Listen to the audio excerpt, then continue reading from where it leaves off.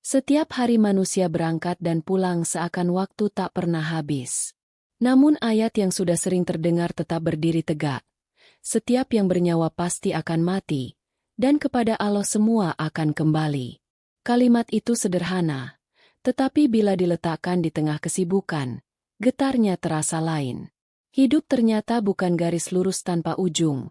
Ia adalah titipan dengan tanggal kembali yang dirahasiakan.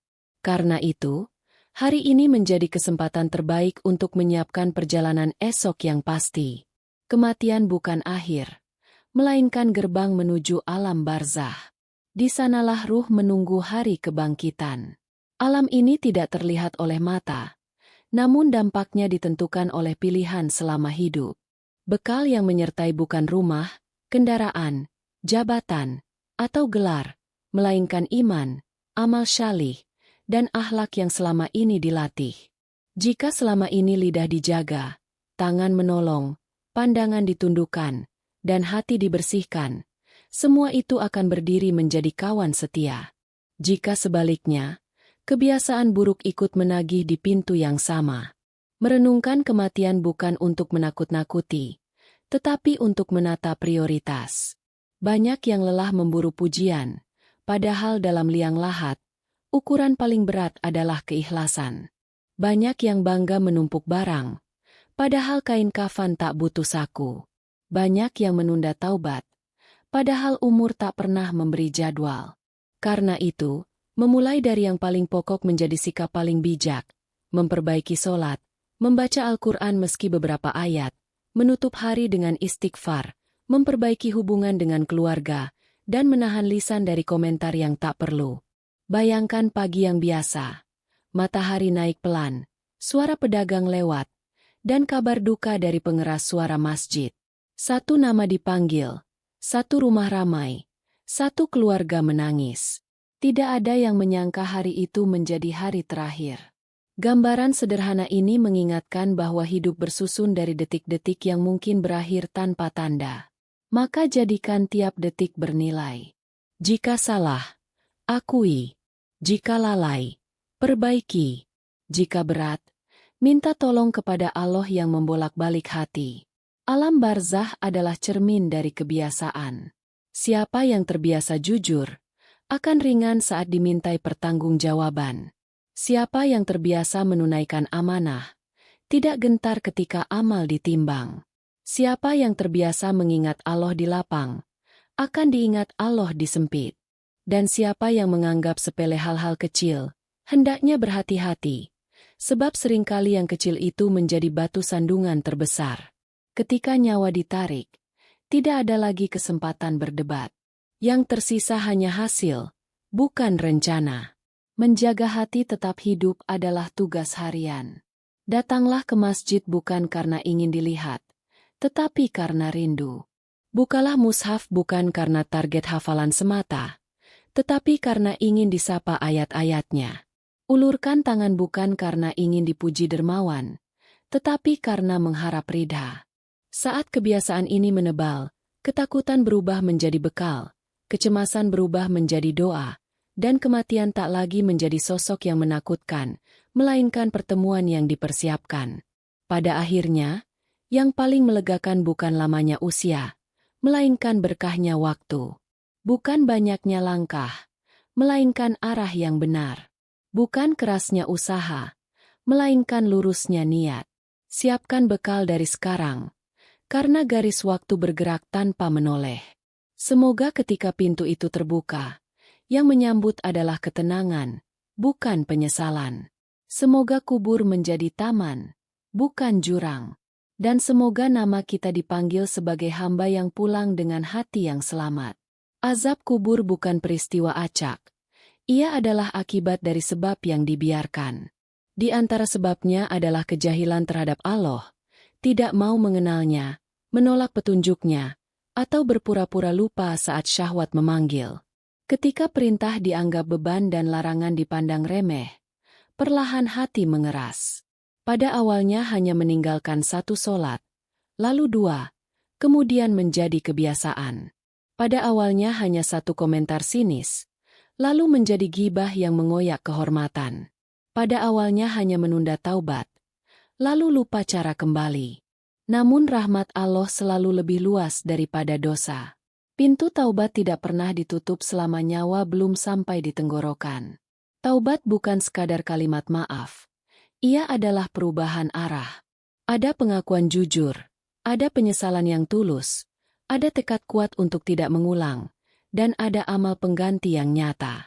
Seseorang yang dulu mudah marah mulai belajar diam, yang dulu boros mulai belajar menahan, yang dulu sibuk memandang salah orang mulai sibuk memperbaiki diri. Perubahan ini mungkin kecil di mata manusia, tetapi besar pada timbangan di sisi Allah. Mengapa manusia terjerumus? Karena lupa bahwa hidup adalah ujian yang halus. Godaan datang dalam bentuk yang disukai, ucapan orang yang menyakitkan, peluang keuntungan tanpa kejujuran, kesempatan bersenang-senang tanpa batas. Saat itu terjadi, ada dua jalan, mengikuti dorongan atau menahan diri. Menahan diri terasa berat di awal, tetapi ringan akibatnya. Mengikuti dorongan terasa ringan di awal, tetapi berat akibatnya. Disinilah iman bekerja, meyakinkan hati bahwa yang halal lebih berkah, yang jujur lebih tenang, yang sabar lebih indah. Azab kubur bagi orang kafir disebut terus-menerus hingga kiamat. Ini peringatan agar tidak bermain-main dengan tauhid. Adapun bagi orang beriman yang masih bergelimang dosa, kadar azab bergantung pada amal dan ampunan Allah. Ada yang diperingan oleh sedekah yang ikhlas, ada yang diselamatkan oleh doa anak syalih, ada pula yang diangkat karena rahmat yang tak terduga. Maka jangan meremehkan kebaikan sekecil apapun, segelas air untuk yang kehausan, senyum yang meredakan tegang, maaf yang memutus dendam. Semua catatan itu hidup, bahkan saat tubuh telah diam. Supaya tidak terjatuh pada sebab azab, susun kebiasaan pelindung. Mulai dari taharah yang benar, karena ibadah tak sah tanpa suci. Jaga sholat tepat waktu, karena itu tiang yang menopang hari. Latih lisan untuk berkata baik atau diam, karena luka kata sering lebih dalam dari luka benda. Pilih kawan yang menolong saat lemah, bukan yang menertawakan saat tergelincir. Isi rumah dengan doa dan zikir, agar suasana taat mengalahkan ajakan maksiat. Dan yang paling penting, rawat rasa takut dan harap pada Allah. Takut yang menahan dari dosa, harap yang menumbuhkan semangat beramal. Saat malam turun, duduklah sejenak untuk muhasabah. Tanyakan pada diri, adakah hak manusia yang belum dikembalikan? Adakah janji yang belum ditunaikan? Adakah tatapan yang melampaui batas? Jika ada, segera perbaiki sebelum tidur. Tulis rencana perbaikan esok hari. Hubungi orang yang tersakiti, ucapkan maaf, dan buktikan dengan sikap. Besok pagi, mulailah lagi dengan niat baru. Hari-hari seperti ini yang akan menumbuhkan harapan. Ketika pintu kubur terbuka, yang menyambut adalah sejuknya rahmat, bukan panasnya penyesalan. Azab kubur bukan satu pola untuk semua. Ada yang terus-menerus sampai kiamat bagi mereka yang mengingkari kebenaran hingga mati dalam kekafiran. Ada yang sementara bagi sebagian orang beriman yang meninggalkan dunia dengan tumpukan dosa yang belum diselesaikan, lalu dibersihkan sesuai kadar kesalahannya. Ada pula yang diluaskan kuburnya, diberi ketenangan dan cahaya, karena rahmat Allah menyelimuti hidupnya. Sebuah kemuliaan yang tak pernah rugi untuk diupayakan sejak sekarang. Durasi dan kadar azab di barzah seperti gema dari pilihan yang diulang setiap hari.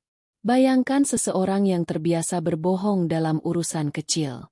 Ia mulai dari alasan sederhana agar aman, kemudian terbiasa menipu catatan, menekan rekan kerja, dan memutar fakta. Kebiasaan itu membentuk hati yang keras. Ketika ajal datang, kebohongan yang dianggap enteng menjadi beban yang tak bisa lagi ditawar. Ada pula orang yang mudah mengalihkan janji, padahal di hadapan Allah, setiap janji akan ditanya. Beban itu tidak lenyap hanya karena manusia lupa. Ia menunggu untuk ditimbang. Sebaliknya, ada orang yang tak seberapa dikenal, namun tekun pada hal-hal kecil, memungut sampah di halaman masjid, menyisihkan rezeki tanpa berniat dipuji, menahan komentar yang bisa mempermalukan orang lain. Ia mungkin tidak fasih berbicara, tetapi tekun memperbaiki diri. Amal seperti inilah yang sering menyelamatkan. Konsisten, diam-diam, dan ikhlas. Di hari ketika tubuh diam dan lisan bungkam, amal kecil yang tulus berdiri menjadi pembela. Ia memohonkan kelapangan dan cahaya bagi pemiliknya. Di antara sebab lapangan kubur adalah kebaikan yang terus mengalir, ilmu bermanfaat yang ditinggalkan, sedekah jariah, atau anak yang syalih yang mendoakan orang tuanya. Inilah investasi yang tidak berhenti di pembatas usia. Seorang guru yang sabar menanamkan adab, mungkin tidak pernah mendapat penghargaan apapun di dunia, namun setiap kebaikan muridnya memantul kembali sebagai cahaya. Seorang ayah yang lelah mencari nafkah halal, menghindari yang syubhat meski kurang menggiurkan, menuliskan jejak kejujuran yang kelak menjadi payung.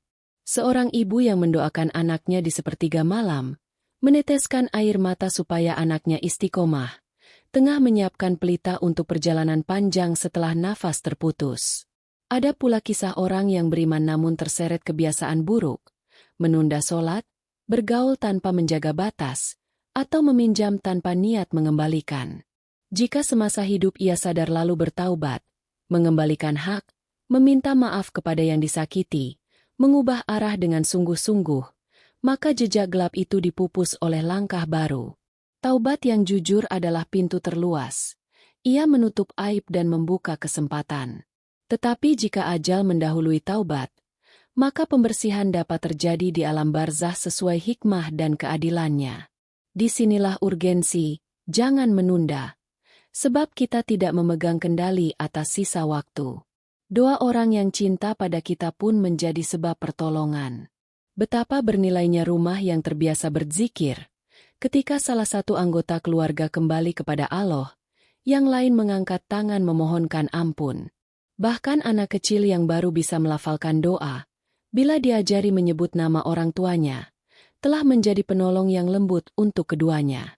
Karena itu, biasakan menyebut nama orang tua, guru, dan tetangga yang telah wafat dalam doamu.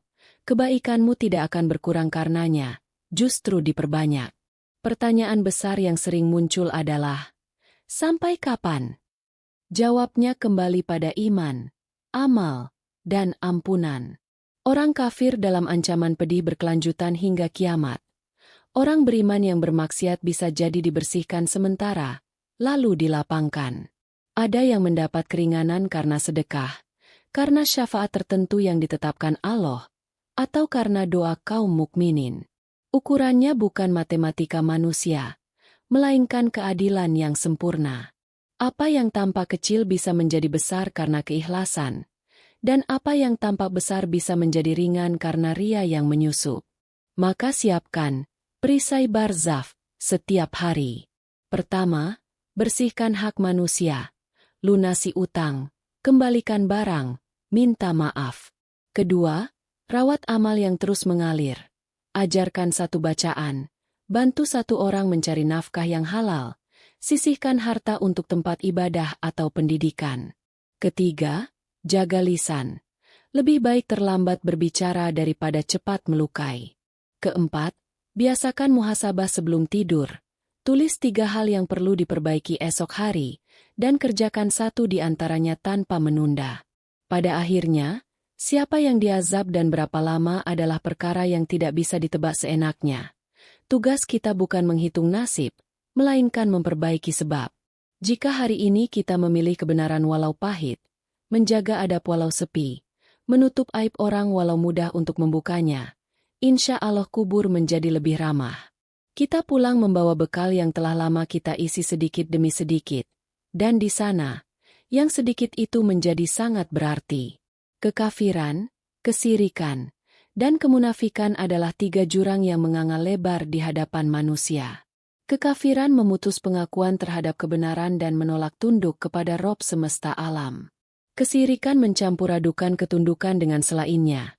Doa, harap, takut, atau cinta yang seharusnya murni kepada Allah dialihkan atau disekutukan. Kemunafikan memecah diri menjadi 2 wajah. Tampak taat di hadapan manusia, namun berani bermaksiat saat merasa tak terlihat. Ketiganya bukan hanya salah secara keyakinan, tetapi juga merusak kebersihan hati, menutup pintu petunjuk, dan menyeret pada azab yang keras. Kekafiran sering lahir dari kesombongan yang halus, merasa cukup dengan akal, merasa gerah saat dinasihati, menertawakan ibadah seolah hanya ritual kosong. Padahal akal yang sehat akan mengantar pada ketundukan, bukan pembangkangan. Di dunia, orang yang ingkar bisa tampak kuat, namun di hadapan kematian, topeng angkuh itu retak. Ia berhadapan dengan pertanyaan-pertanyaan yang dulu dianggap remeh, sementara kesempatan untuk menjawabnya sudah habis. Karena itu, siapapun yang pernah menjauh, pintu kembali masih terbuka selagi nafas terjaga. Mengakui kebenaran bukan kehinaan. Justru itulah kemuliaan paling besar. Kesirikan kadang tidak tampak vulgar. Ia menyelinap melalui kebiasaan, budaya, atau tradisi yang dibiarkan tanpa ditimbang. Misalnya, meyakini ada kekuatan selain Allah yang bisa menentukan nasib, mencari perlindungan pada benda, atau menggantung harapan pada selain doa dan ikhtiar yang diridhai. Ada pula bentuk yang lebih halus, menjadikan ridha manusia sebagai tujuan utama ibadah. Seorang hamba yang beramal karena ingin dipuji, merasa hampa ketika tidak dilihat, atau kecewa ketika tidak disebut namanya, sedang diganggu oleh percikan syirik kecil, riya, yang bisa mengikis pahala. Obatnya adalah perbaikan niat setiap hari. Untuk siapa aku melakukan ini? Kemunafikan lebih berbahaya karena memecah batin. Ia membuat orang lihai menyusun kalimat, tetapi malas memperbaiki diri. Di rapat ia terlihat paling bersemangat. Di rumah ia paling mudah marah. Di media sosial ia paling agamis. Di transaksi ia paling licik.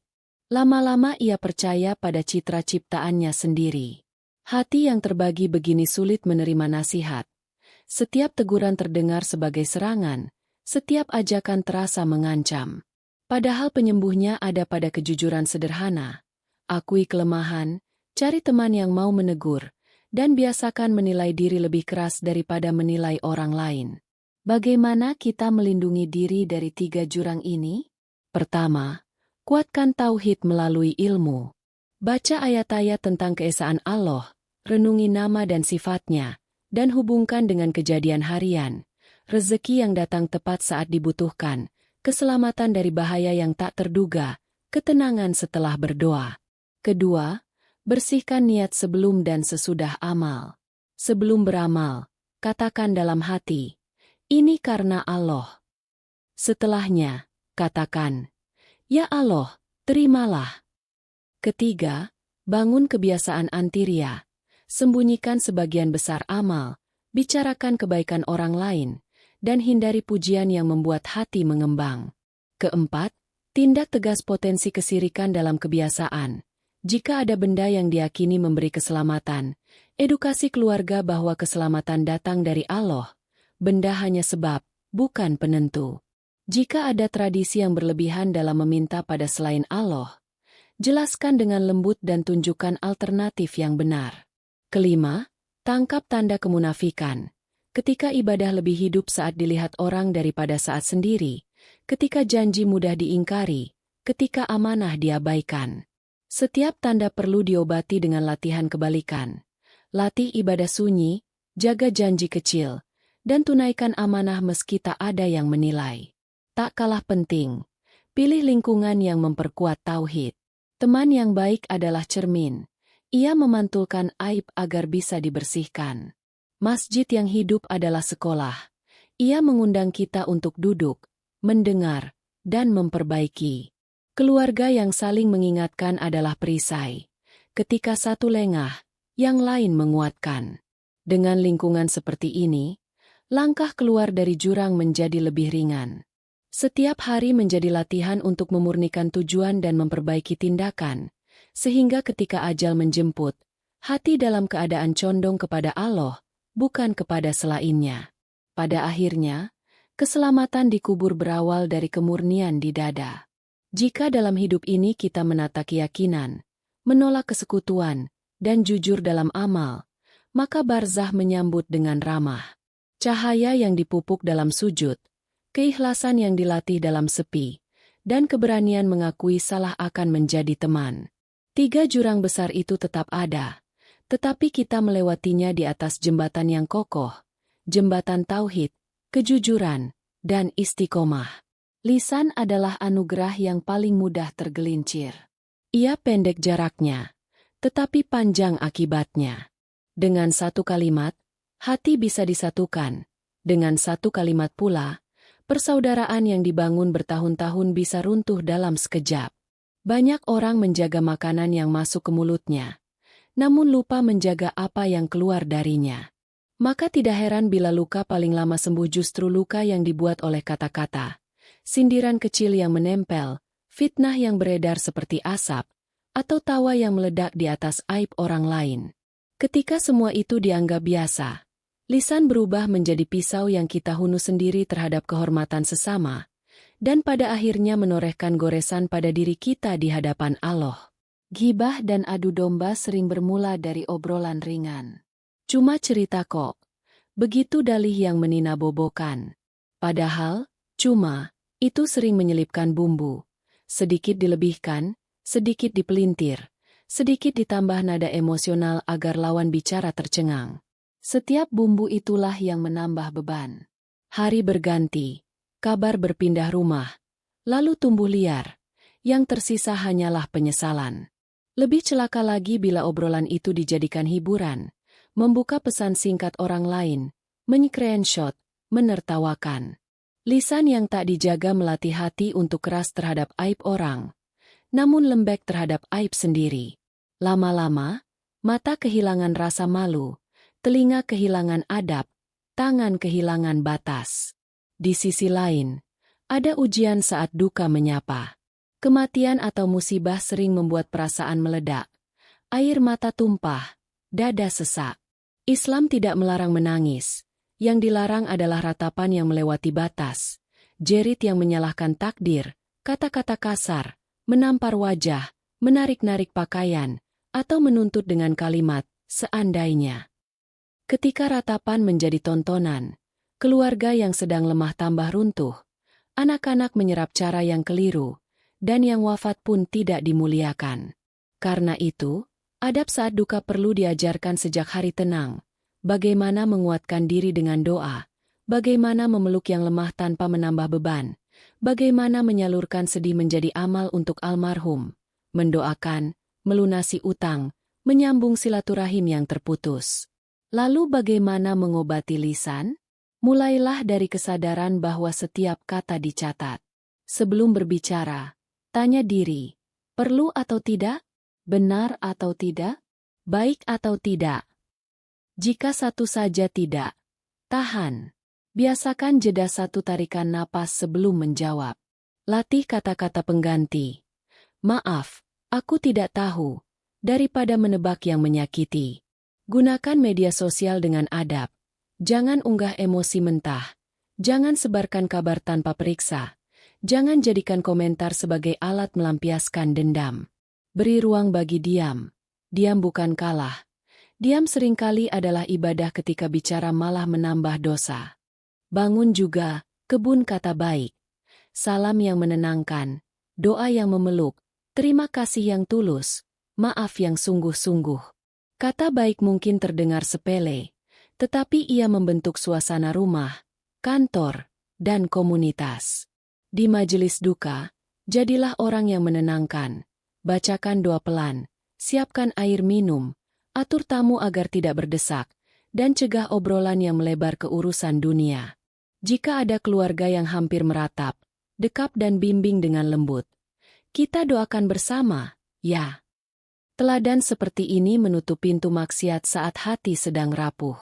Terakhir, bersihkan jejak lisan yang terlanjur melukai. Hubungi orang yang pernah kita bicarakan buruknya. Minta maaf, jelaskan bahwa kita salah, dan perbaiki narasi di hadapan orang yang dulu mendengar. Tindakan ini memang berat. Tetapi beratnya menjadi ringan ketika niat ditujukan kepada Allah. Ingat, kehormatan orang lain bukan arena latihan. Ia adalah amanah. Menjaganya berarti menjaga marwah diri sendiri di dunia, dan menjaga keselamatan di kubur. Ketika lisan tertata, Banyak pintu kebaikan lain terbuka. Hati menjadi lapang, ibadah lebih fokus, silaturahim menguat, dan masyarakat lebih teduh.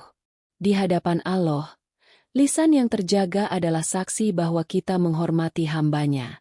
Jalan selamat selalu terbuka, bahkan bagi yang langkahnya pernah tersesat.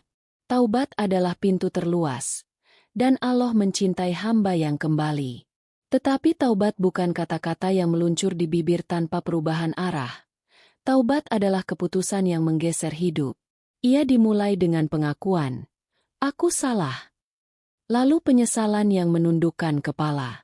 Setelah itu, berhenti seketika dari maksiat yang sedang dikerjakan. Kemudian tekad kuat untuk tidak mengulang. Dan terakhir, mengganti kerusakan dengan perbaikan, mengembalikan hak yang terambil, menutup aurat yang dulu dilalaikan, meminta maaf pada yang disakiti, membayar utang yang ditunda, dan menempuh jalan halal meski lebih berat. Bekal berikutnya adalah taharah yang benar. Ibadah tidak berdiri tanpa suci. Pelajari ulang wudhu, mandi janabah, serta cara membersihkan najis dengan teliti. Sediakan pakaian sholat yang bersih, cek lantai tempat sujud, ajak anggota keluarga belajar bersama. Kebersihan lahir membantu menenangkan batin. Ketika tubuh terasa suci, hati lebih mudah khusyuk. Ketika khusyuk tumbuh, maksiat surut.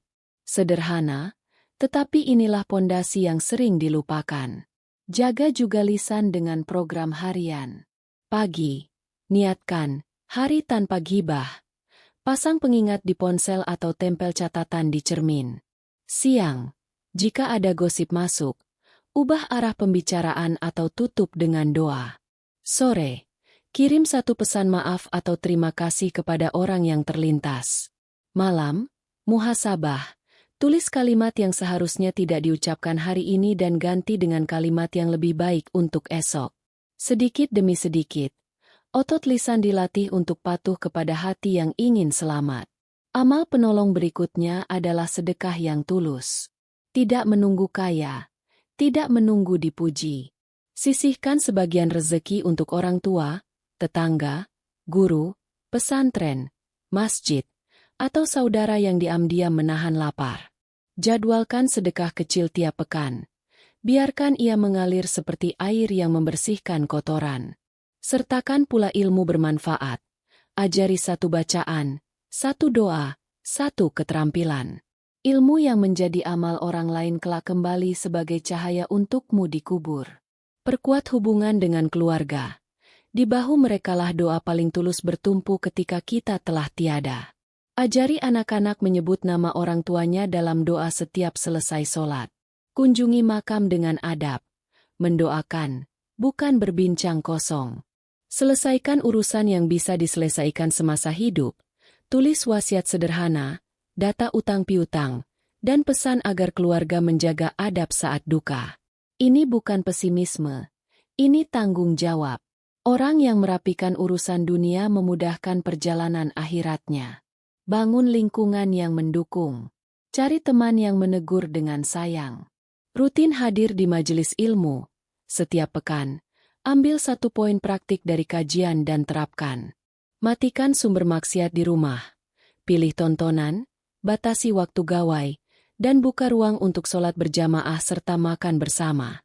Rumah yang diisi zikir rasanya berbeda, lebih hangat, lebih teduh, dan lebih terlindung dari desakan dosa yang halus. Terakhir, rawat harap dan takut. Takut yang sehat menahan kita dari melampaui batas. Harap yang benar mendorong kita tidak menyerah. Setiap kali lelah, ingatlah kemurahan Allah. Betapa sering Dia menutup aib, melapangkan rezeki, dan mengarahkan kita kepada nasihat yang tepat pada saat yang tepat. Dengan harap dan takut yang seimbang, perjalanan menjadi lurus. Kita pun menutup hari dengan doa, memohon agar kubur menjadi taman, bukan jurang, agar wajah berseri saat dipanggil, bukan tertunduk karena malu. Jika semua ini konsisten, insya Allah barzah menyambut dengan cahaya.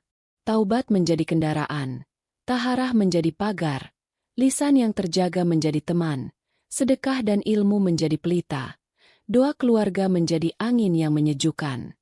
Dan pada hari ketika nama kita dipanggil, kita datang sebagai hamba yang berjuang merapikan diri. Tidak sempurna, tetapi selalu kembali. Alhamdulillah, kita sampai di akhir kajian ini. Semoga Allah mengampuni dosa-dosa kita, melapangkan kubur orang tua dan guru-guru kita, serta meneguhkan hati kita di atas tauhid dan ketaatan. Amin ya Robbal Alamin. Kalau materi ini bermanfaat, tekan like sekarang, bagikan, share ke keluarga dan sahabat agar jadi amal jariah, dan subscribe lalu aktifkan lonceng supaya tidak ketinggalan kajian berikutnya. Tulis juga kota asal dan target amalan pekan ini di kolom komentar, biar kami bisa ikut mendoakan satu persatu. Barakallahu fikum. Wassalamualaikum warahmatullahi wabarakatuh.